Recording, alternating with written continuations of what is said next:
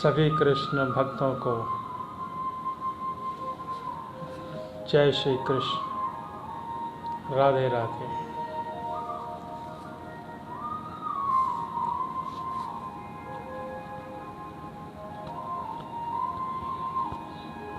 मेरे साथ पर सभी कृष्ण भक्त भगवान श्री कृष्ण की प्रेम लीला का रसपान करने के लिए श्रीमद् भागवत महापुराण की कथा का श्रवण सुनने के लिए फेसबुक लाइव पर आप आए हुए हैं। आप सभी का हार्दिक अभिनंदन है। आप अपने ग्रुप पर प्लीज़ इसे शेयर करें, कमेंट्स करें। इसके साथ ही हम अपने इस चैनल को YouTube पर भी दे रहे हैं। जिन कृष्ण प्रेमियों को श्रीमद् भागवत महापुराण की कथा का श्रवण शुरू से लेकर जब तक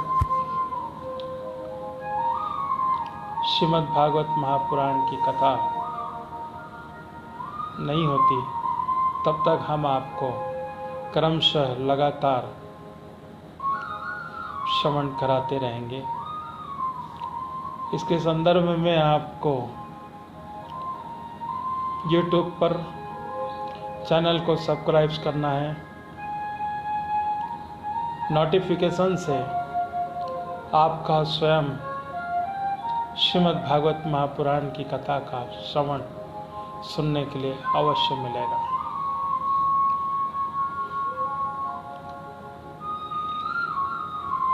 4 बजने पर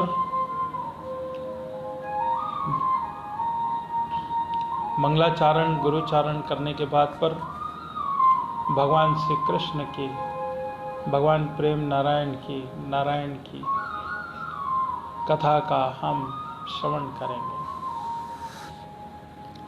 सभी कृष्ण प्रेमियों को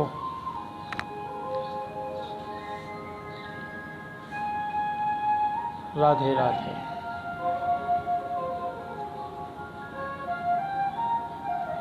ओम नमो नारायण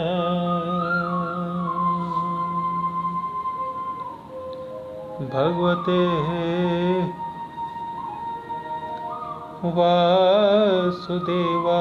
वासुदेवाय।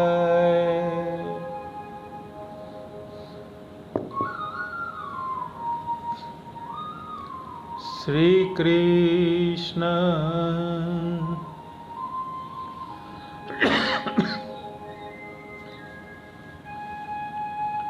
गोविंद,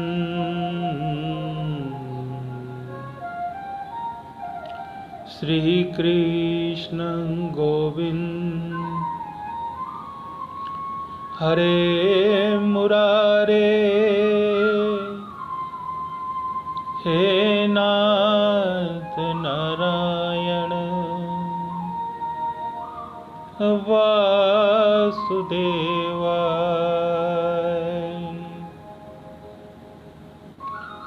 श्री कृष्ण गोविंद, हरे मुरारे हे नाथ नारायण वासुदेवाय। श्री कृष्ण गोविंद, हरे मुरारे हे नाथ नारायण वासुदेवाय।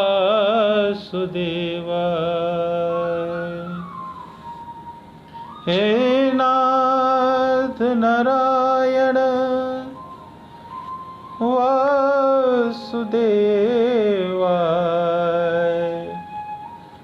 हे नाथ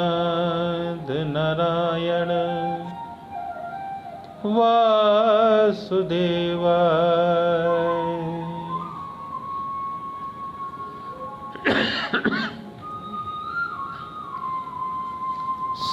कृष्ण गोविंद हरे मुरारे हे नाथ नारायण वासुदेवाय। आइए 4 बज रहे हैं।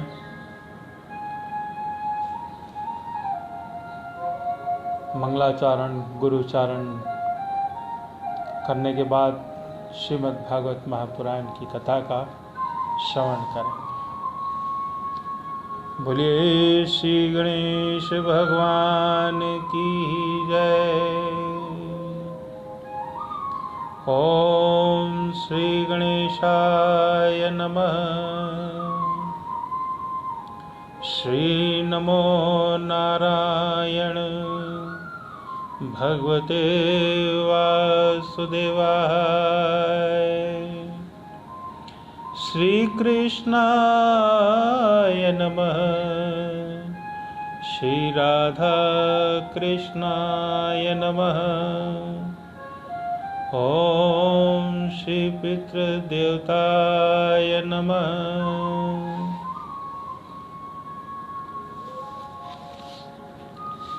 त्वमेव मातास्य पितास्य त्वमेव, त्वमेव बन्धुसखास्त्वमेव, त्वमेव विद्या द्रविणं त्वमेव, त्वमेव सर्वं मम देव देवाय। गुरु ब्रह्मा गुरु विष्णु गुरुदेवो महेश्वराय। गुरु साक्षात् परब्रह्म तस्मै श्री गुरुवे नमः। मंगलम भगवान विष्णु मंगलम गरुड़ध्वजः मंगलम पुंडरीकाक्षाय मंगलाय तनो हरि। वक्रतुंड महाकाय सूर्यकोटि संप्रभ निर्विघ्नं कुरुर्मदेव सर्वकार्येषु सर्वदा। एकदन्तो महाबुद्धि सर्वेषु गणनायक सर्वसिद्धकरो देवा गौरीपुत्र विनायकः। सिन्दूरवर्णं द्विभुजं गणेशं लम्बोदरं पद्मदले निविष्टं ब्रह्मादिदेव परिसेव्यमानं सिद्धं युतं तं प्रणमामि देवम्। कर्पूरगौरं करुणावतारं संसारसारं भुजगेन्द्रहारं सदा वसन्तं हृदयारविन्दे भवं भवानी सहितं नमामि। भवं भवानी सहितं नमामि। ॐ शान्ताकारं भुजगशयनं पद्मनाभं सुरेशं विश्वाधारं गगनसदृशं मेघवर्णं शुभांगं लक्ष्मीकान्तं कमलनयनं योगनविरधानगम्यं वन्दे विष्णुं भवैहरं सर्वलोकैकनाथम्।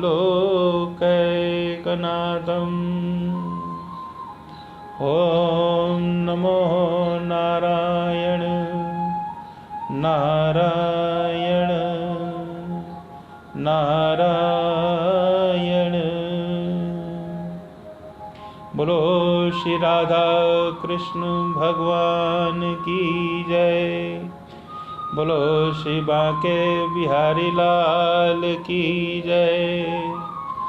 बोलो श्री हनुमंत लाल की जय। बोलो श्रीमद् भागवत महापुराण की जय। बोलो श्री पितृ देवता की जय। जय जय श्री राधे राधे।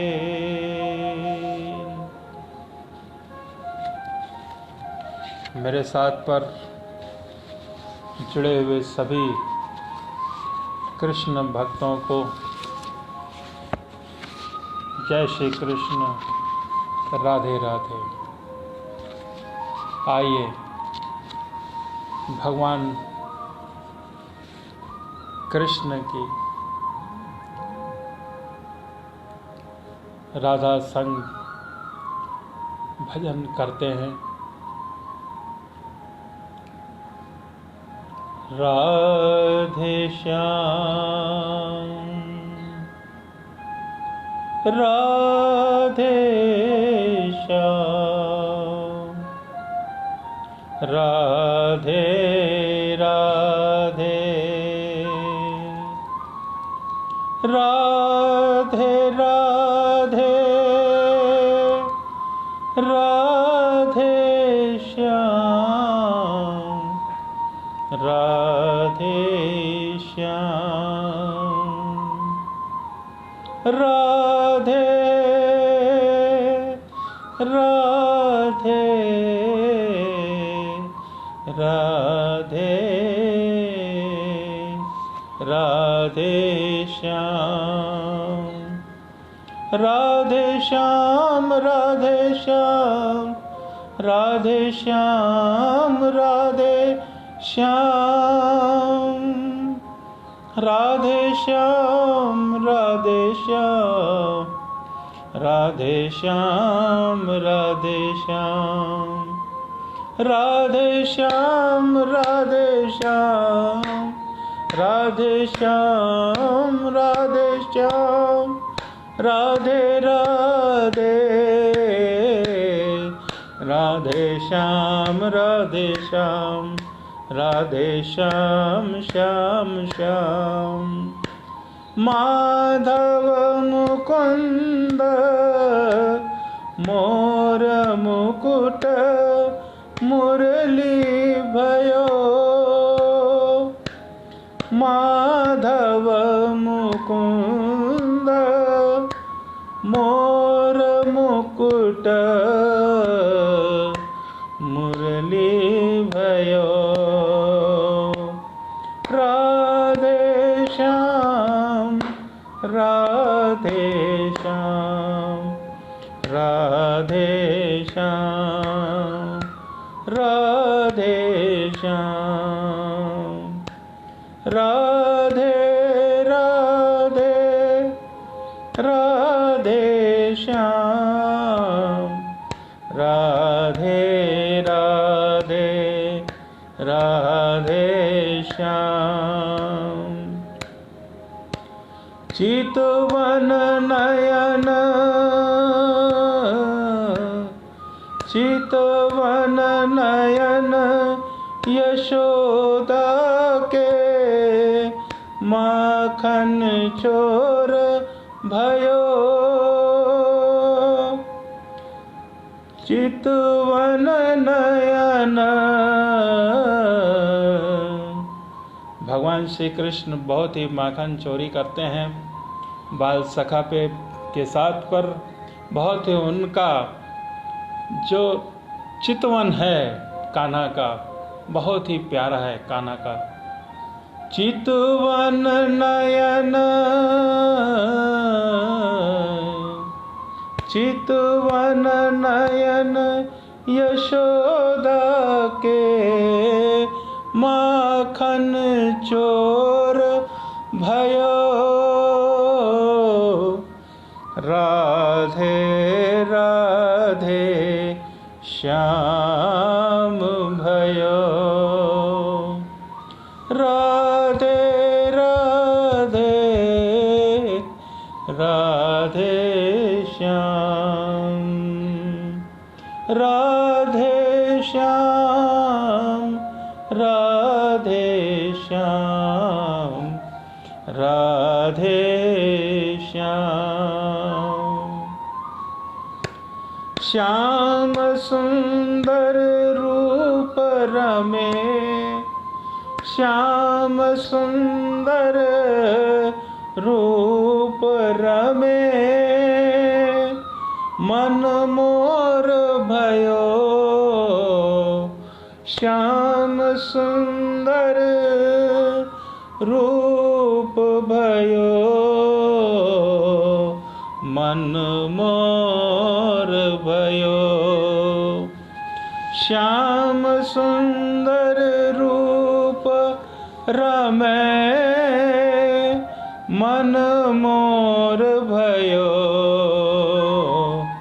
राधे श्याम राधे श्याम राधे राधे राधे श्याम। राधे श्याम राधे श्याम राधे राधे राधे राधे श्याम। गोपी जन रस, गोपी जन रस रस रचायो। राधे श्याम। गोपी जन रस रचायो। राधे श्याम। राधे राधे राधे राधे श्याम राधे श्याम राधे राधे राधे श्याम राधे श्याम राधे राधे राधे श्याम। राधा के संग, राधा के संग प्रेम रचायो। राधा के संग प्रेम रचायो। कहलायो राधे श्याम। राधा के संग प्रेम रचायो। कहलायो राधे श्याम। कहलायो राधे श्याम। श्याम श्याम राधे राधे श्याम राधे राधे श्याम राधे श्याम राधे श्याम राधे राधे राधे राधे श्याम राधे श्याम राधे श्याम राधे श्याम राधे श्याम राधे श्याम राधे श्याम राधे श्याम राधे श्याम राधे श्याम राधे श्याम राधे श्याम राधे श्याम राधे श्याम राधे राधे श्याम श्याम, राधे राधे श्याम श्याम, राधे श्याम राधे श्याम, राधे श्याम राधे श्याम, राधे श्याम राधे श्याम। बोलो श्री राधे श्याम भगवान की जय। बोलो श्री बांके बिहारी लाल की जय। बोलो वृंदावन बिहारी लाल की जय। बोलो जय जय श्री राधे राधे।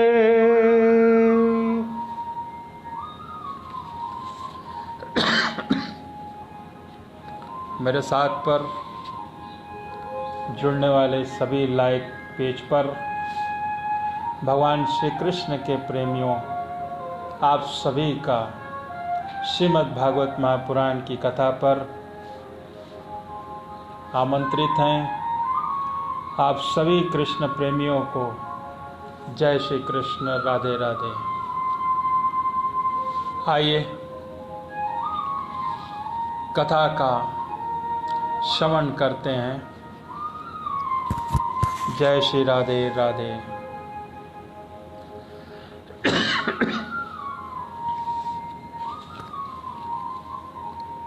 हरि ओम नारायण।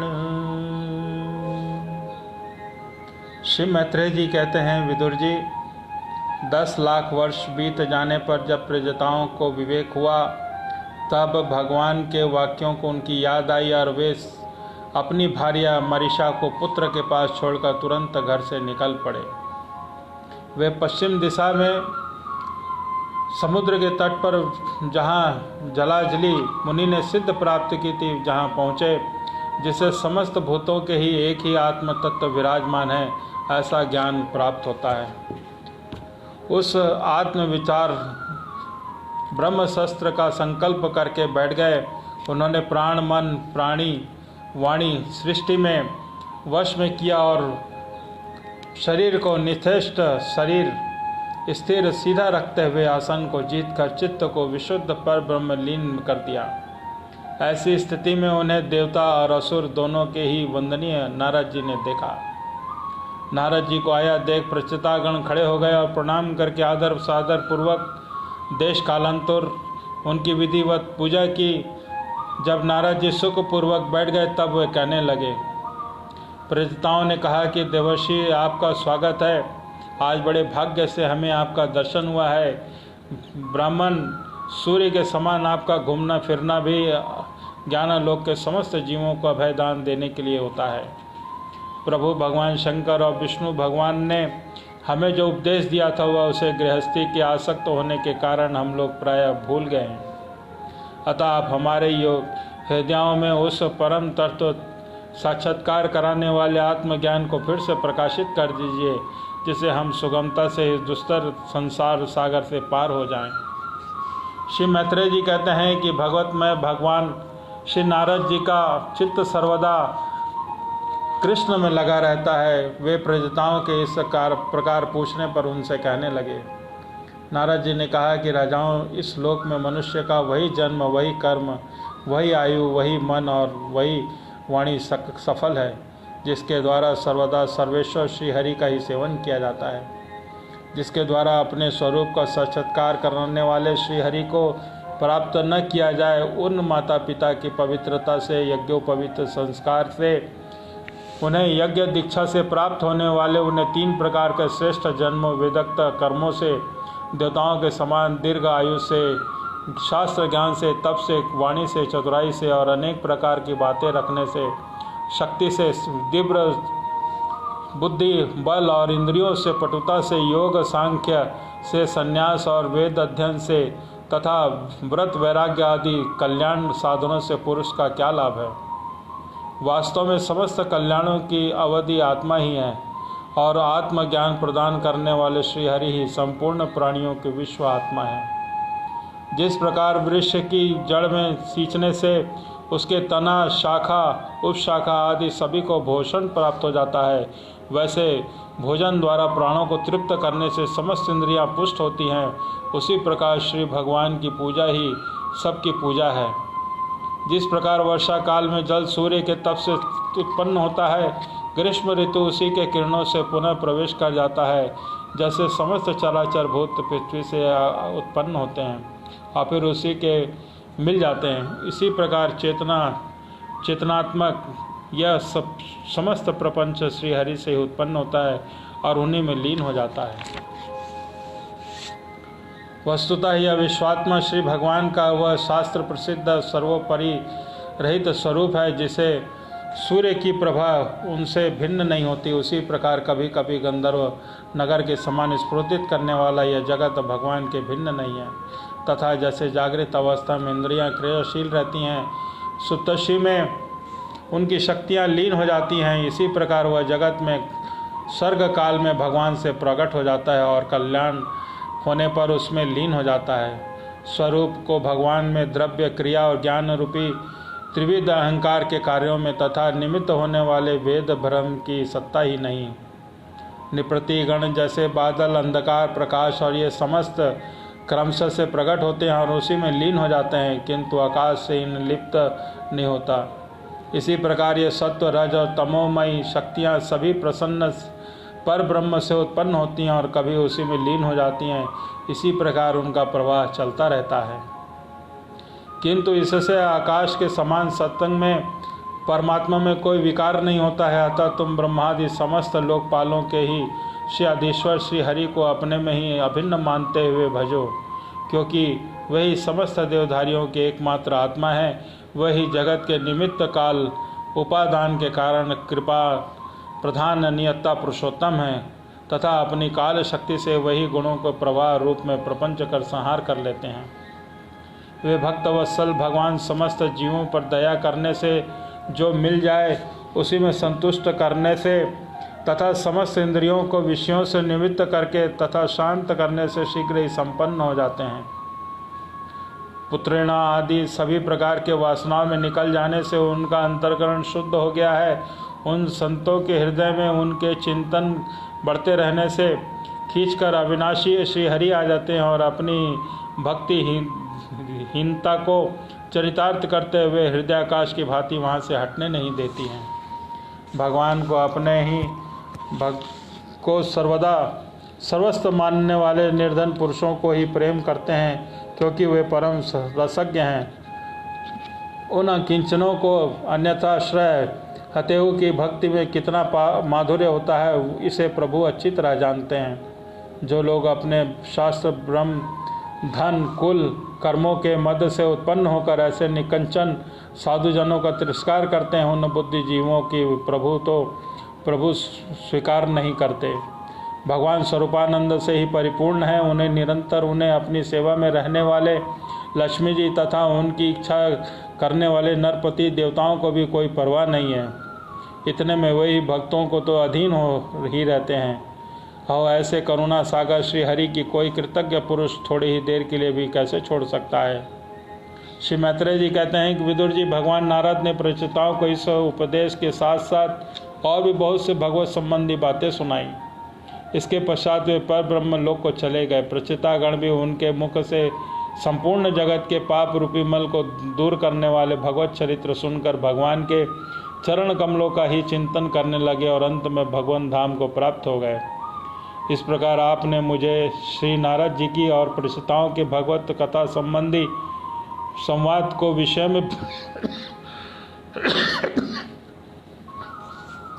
में पूछा था, वह मैंने आपको सुना दिया। श्री शुकदेव जी कहते हैं कि राजन, यहाँ तक संभाव मनु के पुत्र उत्तानपाद के वंश का वर्णन हुआ। अब प्रियव्रत के वंश का विवरण सुनो। राजा प्रियव्रत ने नारद जी से आत्मज्ञान का उपदेश देकर राज्य भोग किया था और अंत में संपूर्ण पृथ्वी को अपने पुत्रों में बांटकर वे भगवान के परम धाम को प्राप्त हुए थे। राजन, इधर मैत्रेय जी के मुख से भगवान गुणात्मक रूप पवित्र तथा सुनकर विदुर जी प्रेम मग्न हो गए और भक्ति भाव होने से उनके नेत्रों से पवित्र आंसुओं की धारा बहने लगी और उन्होंने हृदय में भगवत चरणों का स्मरण करते हुए अपना मस्तक मुनिवर के मैत्रेय जी के चरणों में रख दिया। श्री विदुर जी कहने लगे, महायोगिनी, आप बड़े कल्याण में हैं। आज आपने मुझे अंधकारमय के कारण उस पार पहुंचा दिया है जहां अंकिंचनों के सर्वस्व श्री हरि विराजते हैं। श्री सुखदेव जी कहते हैं कि मैत्रेय जी उपयुक्त कृत्य का सूचक वचन कहकर तथा प्रणाम करके विदुर जी ने उनसे आज्ञा ली और शांत चित्त होकर अपने बंधुजनों से मिलने के लिए वे हस्तिनापुर चले गए। राजन, जो पुरुष भगवान के शरणागत परम धाम भागवत राजाओं को यह पवित्र चरित्र सुनेगा, उसे दीर्घ आयु, धन, सुयश, क्षेम, सद्गति और ऐश्वर्य को प्राप्ति होगी। बोलो श्री नारायण भगवान की जय। जय जय श्री राधे राधे। अब हम श्रीमद् भागवत महापुराण की कथा का श्रवण में पंचम अध्याय की ओर चल रहे हैं। आइए, पंचम अध्याय। राजा परीक्षित ने पूछा कि मुने महाराज, प्रियव्रत तो बड़े भगवत और आत्माराम थे, उनकी गृहस्थाश्रम में कैसे रुचि हुई? उनके फंसने के कारण मनुष्य को अपने स्वरूप की स्मृति होती है और वह कर्म बंधन में बंध जाता है। प्रियवर, निश्चय ही ऐसे निसंग महापुरुषों का इस प्रकार गृहस्थाश्रम में अभिनिवेश होना उचित नहीं होता। इसमें किसी प्रकार का संदेह नहीं है। जिनका चित्त पुण्य कीर्ति श्री हरि के चरणों में शीतल छाया का आश्रय लेकर शांत हो गया है, उन महापुरुषों की कुटुंब आदि कभी आसक्ति नहीं होती। ब्राह्मण, मुझे इस बात का बड़ा संदेह है कि महाराज प्रियव्रत ने स्त्री, वर, घर, पुत्रादि आसक्त रहकर भी किसी प्रकार का सिद्ध प्राप्त कर लिया और क्यों कर उसके भगवान श्री कृष्ण में अविचल भक्ति हुई। श्री सुखदेव जी ने कहा कि राजन, तुम्हारा कथन बहुत ठीक है। जिनका चित्त पवित्र कीर्ति श्री हरि के मधुर वचन, चरण कमल मकरंद के रस से सरोबार हो गया है, वे इसी विघ्न बाधा के कारण रुकावट आ जाने पर भगवत परमहंसों के प्रिय वासुदेव के भगवान के कथा श्रवण रूपी भगवान परम कल्याणमय मार्ग को प्राय छोड़ते नहीं हैं। राजन, राजकुमार प्रियव्रत बड़े भगवत थे। वे नारद जी के चरणों की सेवा करने से उसमें सहज ही परमार्थ का तत्व का ज्ञान बोध हो गया था। वे परम शस्त्र दीक्षा, निरंतर ब्रह्म अभ्यास के जीवन बीतने के नियम लेने वाले ही थे कि उसी समय उनके पिता संभाव्य मनु, जिससे उन्हें पृथ्वी पालन के लिए शास्त्र बताए हुए थे, सभी श्रेष्ठ गुणों में पूर्णतया संपन्न देख राज्य शासन के लिए आज्ञा दी। किंतु प्रियव्रत अखंड समाधि योग के द्वारा अपनी सारी इंद्रियों और क्रियाओं को भगवान के वासुदेव के चरणों में समर्पण कर चुके थे। अतः पिता की आज्ञा किसी प्रकार उल्लंघन न करने योग्य होने पर भी यह सोचकर कि राजाधिकार पाकर मेरा आत्मरूप स्त्री पुत्रादि आसक्त प्रपंच से आकांक्षित हो जाएगा, राज्य कुटुंबियों में चिंता में फंसकर श्री परमार्थ तत्व को प्राय भूल जाऊंगा, उन्होंने उसे स्वीकार न किया। आदिदेव स्वयंभू महाराज भगवान ब्रह्मा जी को निरंतर इस गुणमय प्रपंच की बुद्धि का विचार रहता है। वे सारे संसार के जीवों का अभिप्राय जानते रहते हैं। जब उन्होंने प्रियव्रत की ऐसी प्रकृति देखी, तब वे मूर्तिमान चारों वेद, मरीच आदि पार्षदों के साथ लिए उनसे लोक में उतरे। आकाश में जहाँ जहाँ विमानों पर चढ़े हुए इंद्रादि प्रधान देवताओं में उनका पूजन किया और मार्ग में टोलियां बांधकर आए हुए सिद्ध गंधर्व असाध्य चरण मुनिजन ने स्वतन किया।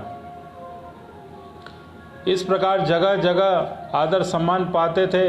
वे साक्षात नक्षत्र नाथ चंद्रमा के समान गंधमान की घाटी को प्रकाशित करते हुए प्रियव्रत के पास पहुँचे। प्रियव्रत को आत्मविद्या का उपदेश देने के लिए वहाँ नारद जी भी आए हुए थे। ब्रह्मा जी के वहाँ पहुँचने पर उनके वाहन हंस को देखकर देवर्षि नारद जान गए कि हमारे पिता ब्राह्मण भगवान ब्रह्मा जी पधारे हैं। अतः वे स्नायंभू मनु और प्रियव्रत के सहित तुरंत खड़े हो गए और सबके साथ हाथ जोड़कर प्रणाम किया।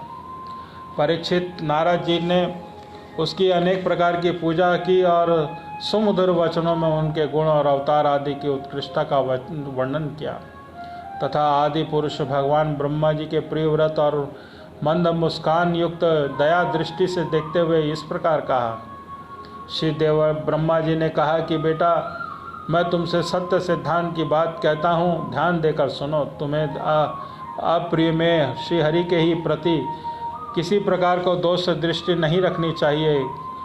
इन्हीं क्या हम महादेव जी, तुम्हारे पिता संभाव मनु, तुम्हारे गुरु महर्षि नारद भी विविश होकर उन्हीं की आज्ञा का पालन करते हैं। उनकी विधान का कोई भी देहधारी तो तप विद्या योग बल और बुद्धि बल से न व्यर्थ व धर्म की शक्ति से और न ही स्वयं किसी भी दूसरे की सहायता से टल सकता है।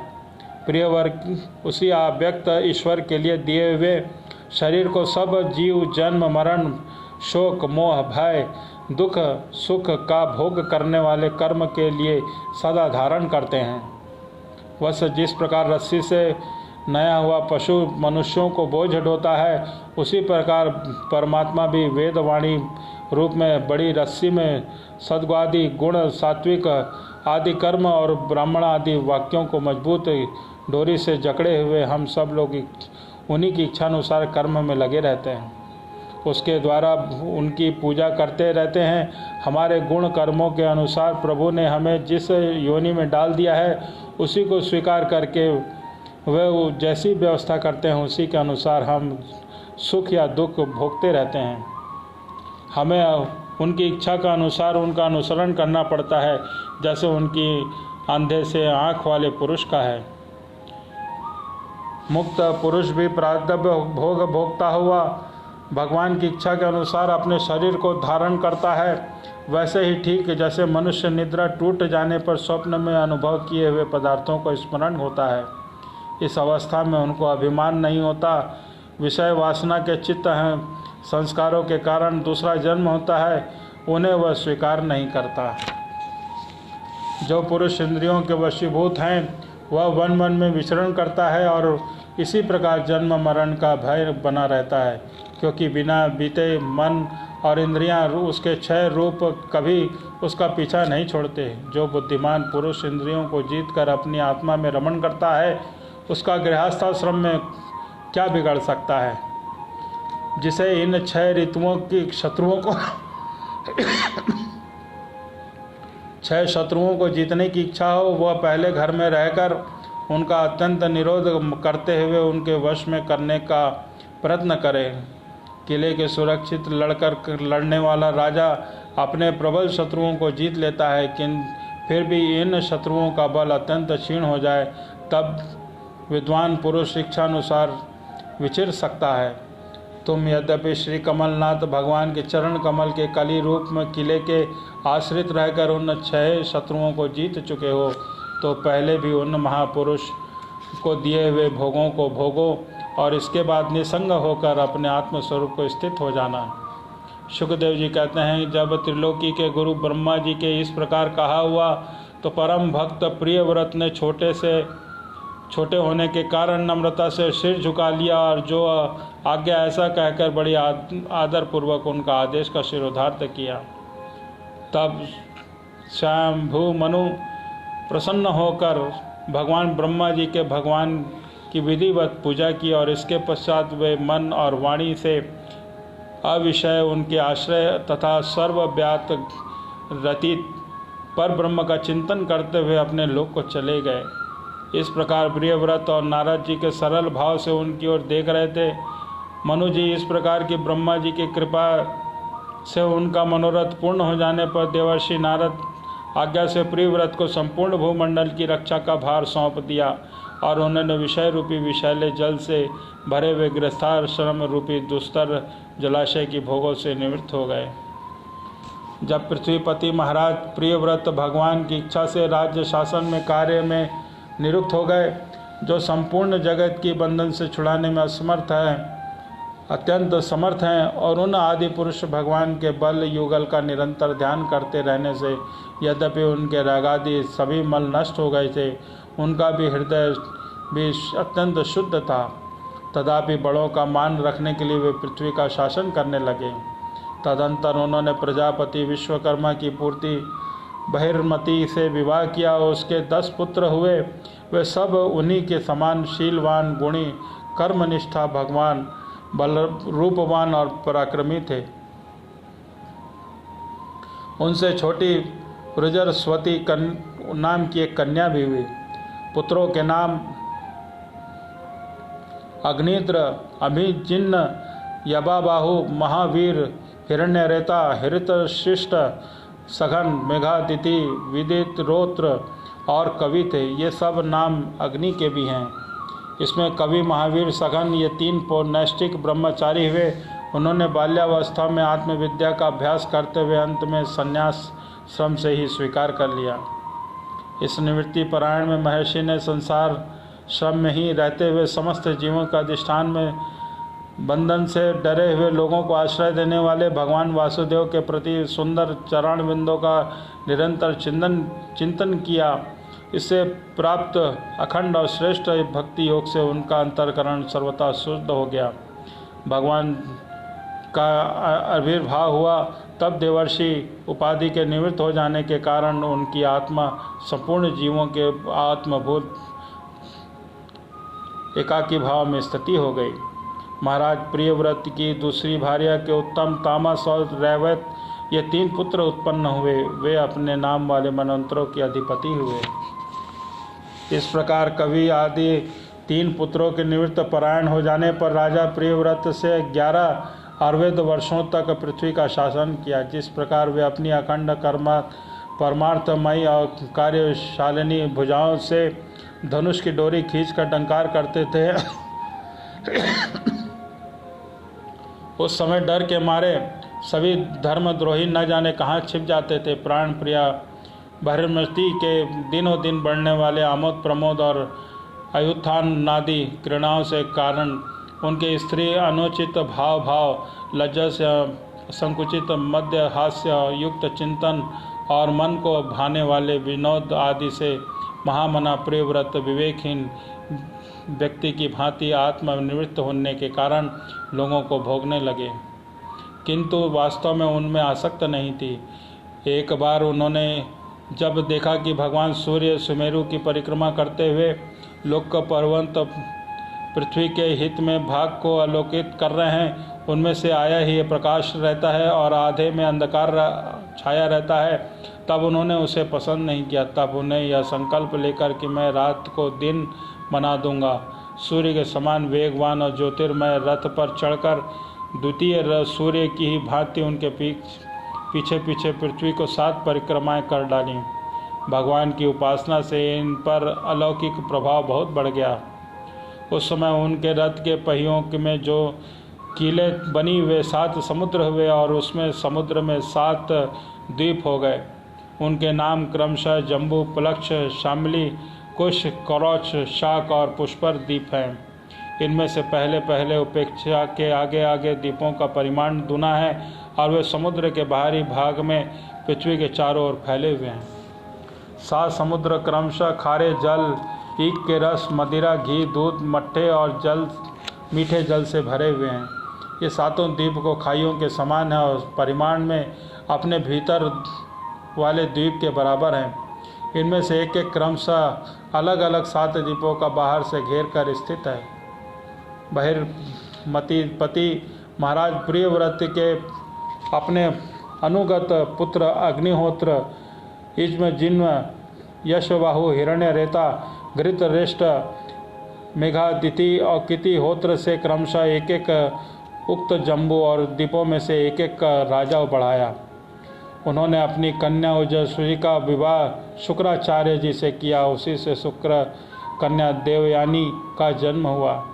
राजन, जिन्होंने भगवत चारणी विंदों की राजा से प्रभाव से शरीर के भूख, प्यास, शोक, मोह और जरा मृत्यु इन 6 गुणों को भगवा देने के कारण 6 इंद्रियों को जीत लिया, उन भगवत ऐसा पुरुषार्थ होना कई आश्चर्य की बात नहीं है। उन्होंने चंडाल आदि नीच योनि का पुरुष भी भगवान के नाम का केवल एक बार उच्चारण करने से तत्काल संसार बंधन से मुक्त हो जाता है। इस प्रकार अतुलनीय वन को पराक्रम से युक्त महाराज प्रियव्रत एक बार अपने को देवर्षि नारद के चरणों में रखकर सिर पर जाकर पुनः देवर्ष प्राप्त हुए और प्रपंच में फंस जाने पर अशांत सा देख मन ही मन विरक्त होकर इस प्रकार कहने लगे, बड़ा बुरा हुआ, मेरी विषय लोपुप इंद्रियों ने मुझे इस अविभाजित विषम विषय रूप अंधकूप में गिरा दिया। बस बस विलुप्त हो गया। हाय, मैं स्त्री का घृणा मुर्ग ही बन गया। इससे मुझे बंदर की भांति बनाया। मुझे धिक्कार है, धिक्कार है। इस प्रकार उन्होंने अपने को बहुत कुछ भला बुरा कहा। परमाध्यात्म श्री हरि की कृपा से उन्हें विवेक वृत्ति जगत हो गई और उन्होंने यह सारी पृथ्वी अहो योग्य अपने अनुश्रुत पुत्रों को बांट दी, जिसके साथ उन्होंने तरह तरह के भोग भोगे थे। उस समय राज रानी को राज लक्ष्मी के चिन्ह सहित मृत देह के समान छोड़ दिया और हृदय में वैराग्य पाकर भगवान की लीलाओं का चिंतन करते हुए उनके प्रभाव से श्री नारद जी को बतलाए हुए मार्ग का पुनः अनुसरण करने लगे। महाराज प्रियव्रत के विषय में हस्तलिखित लोकोसिद्ध प्रचलित है। राजा प्रियव्रत के जो कर्म किए उन्हें सर्वशक्तिमान ईश्वर के सिवा और कौन कर सकता है। उन्होंने रात्रि के अंधकार को मिटाने के प्रयत्न करते हुए अपने रथ के पहियों से बनी हुई लोगों के साथ समुद्र बना डाली। प्राणियों के सुविधा के लिए द्वीपों के द्वारा पृथ्वी के विभाग द्वारा किए हुए प्रत्येक द्वीप में अलग अलग नदी, पर्वत और नदी वन आदि को इनकी सीमा निश्चित कर दी। वे भगवत नारद के प्रेमी थे, नारद के भक्ति प्रेम थे। वाताल लोक के, देवलोक के, मत्स्य लोक के तथा कर्म और योग के बलि प्राप्त हुए ईश्वर को नरक तुल्य कर समझा था। जय श्री राधे राधे। शुकदेव जी कहते हैं कि पिता प्रियव्रत के जिस प्रकार तपस्या में संलग्न हो जाने पर राजा अग्नित्र उनकी आज्ञा का अनुसरण करते हुए जम्बूद्वीप को प्रजा का धर्मानुसार प्रतव्रत का पालन करने लगे। एक बार वे पृथ्वीलोक में कामना के सत्पुरुष की प्राप्ति के लिए पुत्रों की पूजा के लिए सामग्री जुटाकर सुंदरिया ने क्रीड़ा स्थल पर मंदराचल की एक घाटी पे गए और तपस्या में तत्पर होकर एकाग्रचित से प्रजापतियों के द्वारा शिव ब्रह्मा जी की आराधना करने लगे। आदिदेव भगवान ब्रह्मा जी के इस अभिलाषा को जान ली, अतः इसकी सभा में गायिका पूर्वचिति नाम की अप्सरा को उनके पास भेज दिया। अग्निहोत्र के आश्रम के पास एक रमणीय उपवन था। वह अप्सरा उसी में विचरने लगी। उस उपवन में तरह तरह के सघन उपवरों की शाखाओं पर स्वर्ण लताएं फैली हुई थी। उन पर बैठे हुए सविरादि कई प्रकार के विस्तरचारी पक्षियों के जोड़े समुद्र बोल रहे थे। उनके स्वर युक्त ध्वनि सुनकर सचेत जल कुक्कुट और कारंडाव आदि कलहंस के जल पक्षी भांति भांति कूकने लगते थे। वहाँ के जल कमल नयन से सुशोभित निर्मल सरोवर गूंजने लगते थे। पूर्व चित्त में विलासपूर्ण सुनिश्चित गतिविधि और पाद विन्याद की शैली से पद पद पर उनके चरण रूपरों की झंकार हो जाती थी। उनकी मनोहर ध्वनि सुनकर राजकुमार अग्नित्र समाधि योग द्वारा मूंदे हुए अपने कमल कली के समान सुंदर नेत्रों को कुछ खोलकर देखा तो उन्हें पास में ही वह अप्सरा दिखाई दी। वह भ्रमरी के समान एक एक फूल के पास जाकर उसे सूंघती थी तथा देवता और मनुष्यों के मन और नियमों को आनंदित करने वाली अपनी विलास पूर्ण गति, क्रीड़ा और चापलस्य, लज्जा, विनय युक्त चितवन, मधुर वाणी और मनोहर पुरुषों के हृदय में कामदेव के प्रवेश के लिए द्वार सा बना देती थी। जब वह हंस कर बोलने लगती तब ऐसा प्रतीत होता मानो उसके मुख से अमृतमय का मधुपानन छनक रहा है। उसके निस्वाद गंध से मगदात होकर भौरे उसके मुखमंडल को घेर लेते और उनके बचने के लिए जल्दी जल्दी उठ बैठकर चलती तो उसके कुचक लश श्रेणी और करधनी से हिलने के कारण बड़े सुहावने लगते।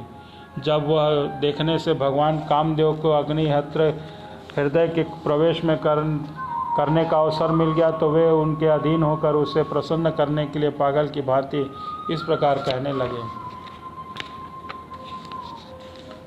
मुनिवर्य, तुम कौन हो और इस पर्वत पर तुम क्या करना चाहती हो? इस परम पुरुष श्री नारायण की कोई माया तो नहीं है? सखे तुम ये बिना डोरी के धनुष क्यों धारण कर रखे हो? इसके तुम्हारा कोई अपना प्रयोजन है अथवा इस संसार गण्य में मुझे मतवाले मृगों का शिकार करना चाहती हो? तुम्हारे ये 2 बाण 2 सुंदर बड़े फैन हैं। अहो, इसके कमल दल के पंख हैं, देखने में बड़े शांत हैं और पंखहीन हैं। यहाँ इसमें विचरते हुए तुम इन किस पर छोड़ना चाहती हो? यहाँ तुम्हारा कोई सामना करने वाला दिखाई नहीं देता। तुम्हारा यह पराक्रम हम जैसे जड़ बुद्धियों के लिए कल्याणकारी हो। तुम्हारे चारों ओर जो ये शिष्यगण अध्ययन कर रहे हैं वे निरंतर रहस्य युक्त रसगान करते हुए मानो भगवान की स्तुति कर रहे हैं, और ऋषिगण जैसे वेद की शाखाओं का अनुसरण करते हैं, इसी प्रकार वे तुम्हारी ओटी के झड़े हुए पुष्पों को सेवन कर रहे हैं।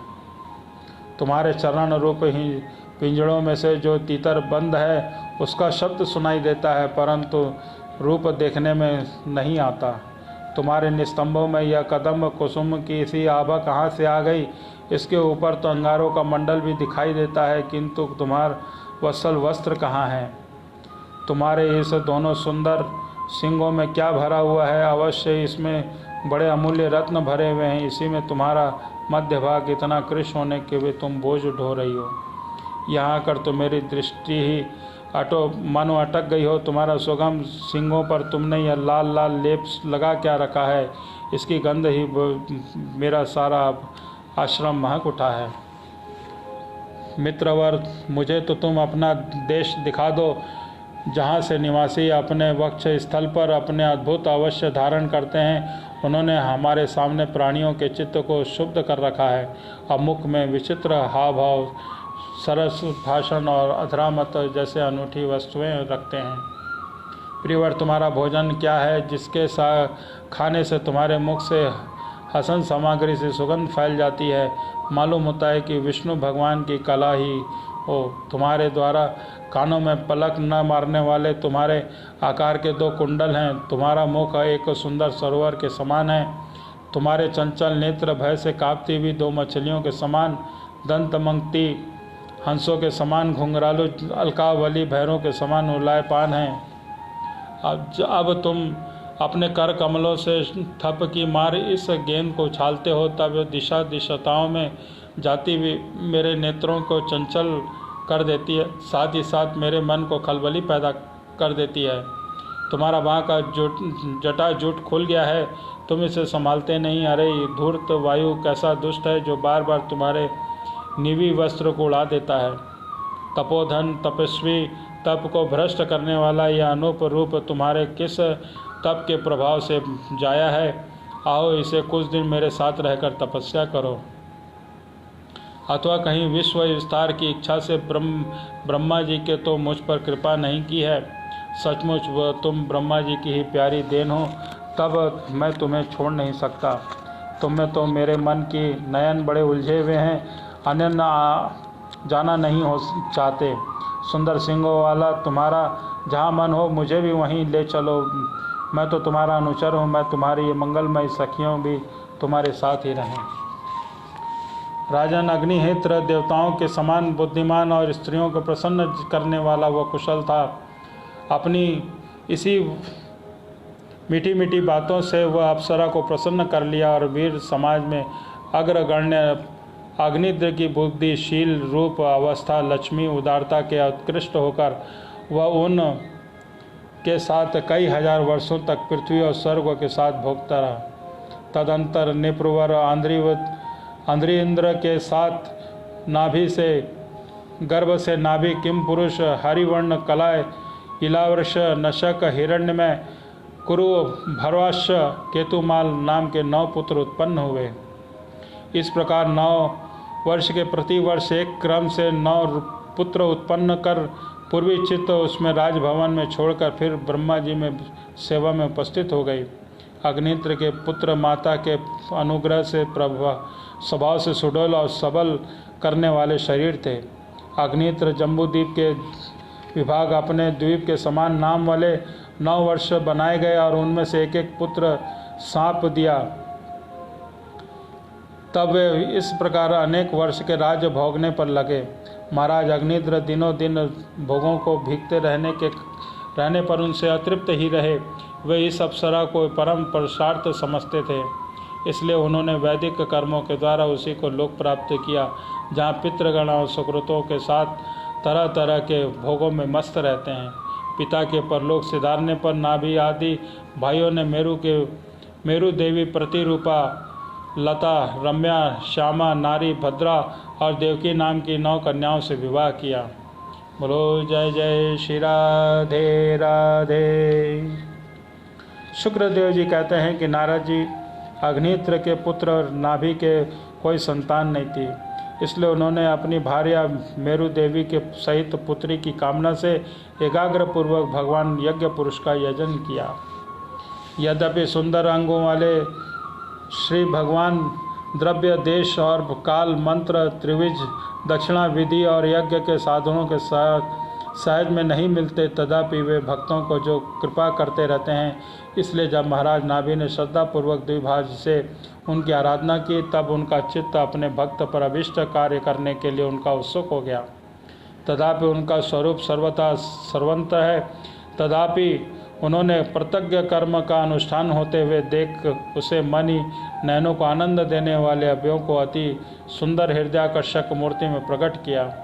उनके श्रीअंग में रेशमी पीताम्बर था, वक्ष स्थल पर मनोहर शिववस्त्र चिन्ह सुशोभित था, भुजाओं में शंख, चक्र, गदा, पद्म और गले में वनमाला और कौतुक मणि की शोभा थी। संपूर्ण शरीर प्रयाग की कांति को बढ़ाने वाला किरण राजमंडिल, मणिमय मुकुट, कुंडल, कंकड़, करधनी, हार, बाजूबंद और नुपुर आदि आभूषणों से विभूषित था। ऐसे परम तेजस्वी चतुर्मुखी पुरुष विशेष को प्रकट हुआ देख सदस्य यजमान उन्हें सब ऐसे लोग आनंदित हुए जैसे निर्धन पुरुष अपार धन राशि पाकर भूलता नहीं समाता। सभी सिर झुकाकर अंतन आदर पूर्वक प्रभु की अर्ध द्वारा पूजा की और ऋतुओं की उनकी स्तुति की है। त्रिविजनों ने कहा कि पूज्यतम, हम आपके अनुगत भक्त हैं, आप हमारे पुनः पुनः पूजनीय हैं, किंतु हम आपकी पूजा क्या करना जाने। अब हम बार बार आपको नमस्कार करते हैं, इतना ही हमें महापुरुषों ने सिखाया है। आप प्रकृति पुरुष के भी परे हैं, फिर प्राकृतिक गुणों के कर्म कार्यभूत इस प्रपंच को द्वारा फंस जाने से आपके गुणगान में सर्वथा असमर्थ ऐसा कौन पुरुष है जो प्राकृतिक नाम, रूप और प्रकृति के द्वारा आपके रूपमय का निरूपण कर सके। आप साक्षात परमेश्वर हैं, आपके परम कल्याण में गुण संपन्न जनता के दुखों का दमन करने वाले हैं। यदि कोई वर्णन करने के साहस भी करेगा तो केवल उनके एक ही दश का वर्णन कर सकेगा।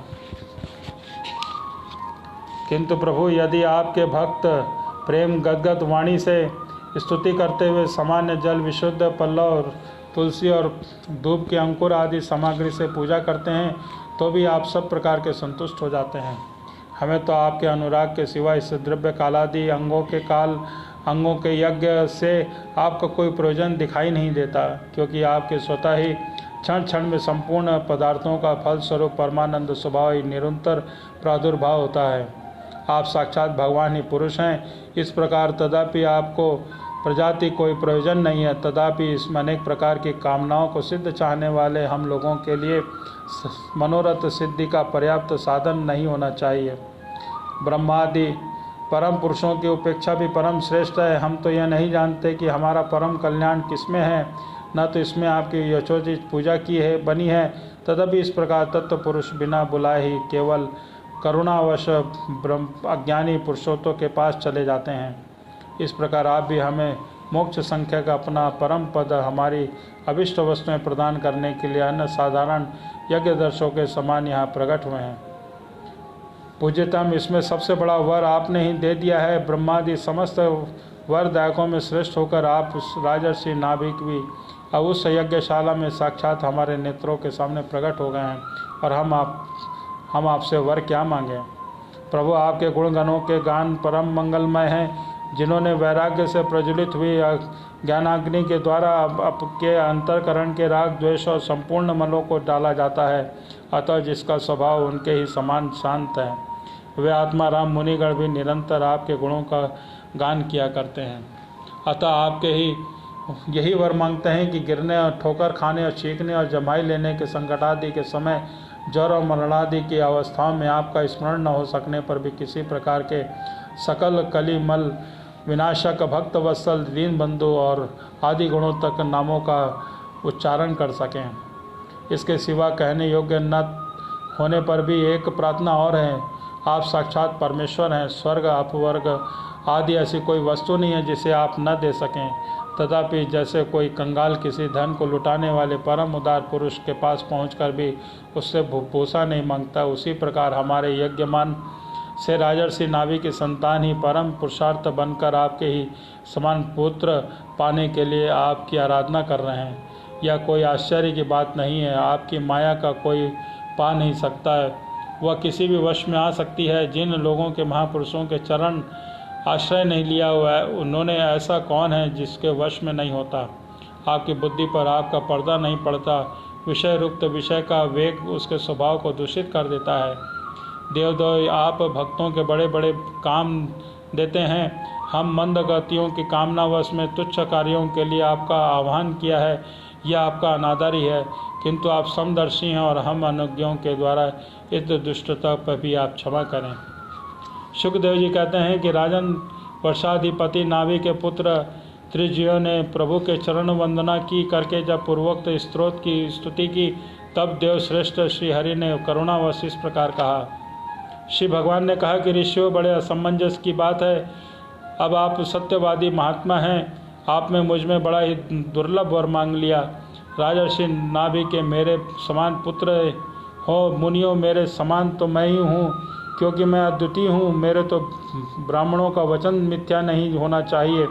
जुजुगल मेरा ही तो मुख है, इसलिए मैं स्वयं ही अपनी अंकलाक से अग्निद्र नंदन नाभि के यहाँ अवतार लूँगा, क्योंकि मुझे समान कोई दूसरा दिखाई नहीं देता। शुकदेव जी कहते हैं, महारानी मेरु देवी के सुनते हुए इस पति से इस प्रकार कहकर भगवान अंतर ध्यान हो गए। विष्णुदत्त परीक्षित, उस यज्ञ में महर्षि योगियों द्वारा इस प्रकार प्रसन्न किए जाने पर भगवान महाराज नाभि का प्रिय करने के लिए उनके निवास महारानी मेरु देवी के गर्भ से दिगंबर सन्यासी और पूर्व रेता मुनियों का धर्म प्रकट करने के लिए शुद्ध सत्वमय विरग्रह में प्रकट हुए। बोलो श्री नारायण भगवान की जय। जय जय श्री राधे राधे। आइए भगवान का भजन करते हैं।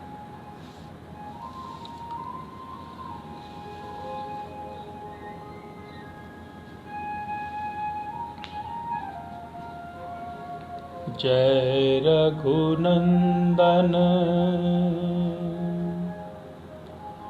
जय रघुनंदन जय रघुनंदन जय घनश्याम जय रघुनंदन जय घनश्याम जय जय अवध बिहारी राम जय रघुनंदन जय घनश्याम जय जय अवध बिहारी राम जय जय अवध बिहारी राम जय जय अवध बिहारी राम जय रघुनंदन जय घनश्याम जय रघुनंदन जय घनश्याम मधुर मधुर राम नाम मधुर मधुर राम नाम सरस सरल सुख निदान सरस सरल सुख निधान जय जय अवध बिहारी राम। जय जय अवध बिहारी राम। जय रघुनंदन जय घनश्याम। जय रघुनंदन जय घनश्याम। जय जय अवध बिहारी राम। अति अनुपम अति महान, अति अनुपम अति महान, अति अभिनव अति पुराण, अति अभिनव अति पुराण। जय जय अवध बिहारी राम। जय जय अवध बिहारी राम। जय रघुनंदन जय घनश्याम। जय रघुनंदन जय घनश्याम। अति अपार अति उदार, अति अपार अति उदार, अतिशय प्रिय परम धाम, अतिशय प्रिय परम धाम। जय रघुनंदन जय घनश्याम। जय जय अवध बिहारी राम।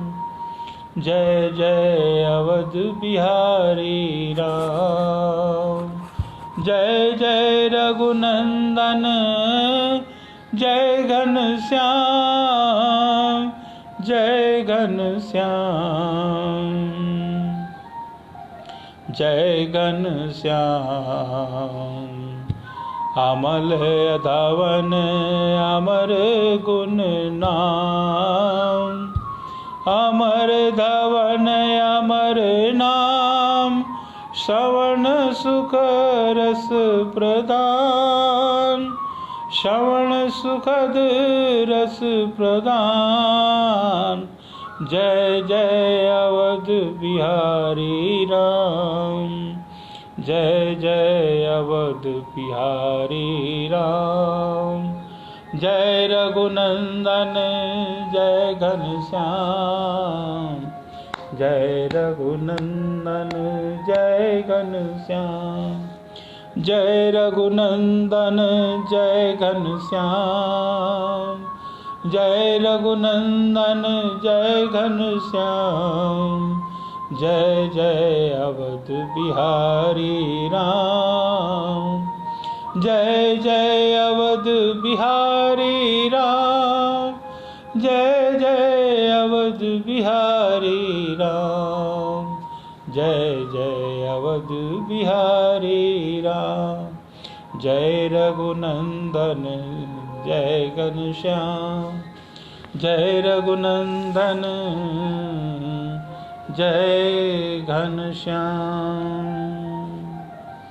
बोलो श्री वृंदावन बिहारी लाल की जय। बोलो शिवा के बिहारी लाल की जय। जय जय श्री राधे राधे।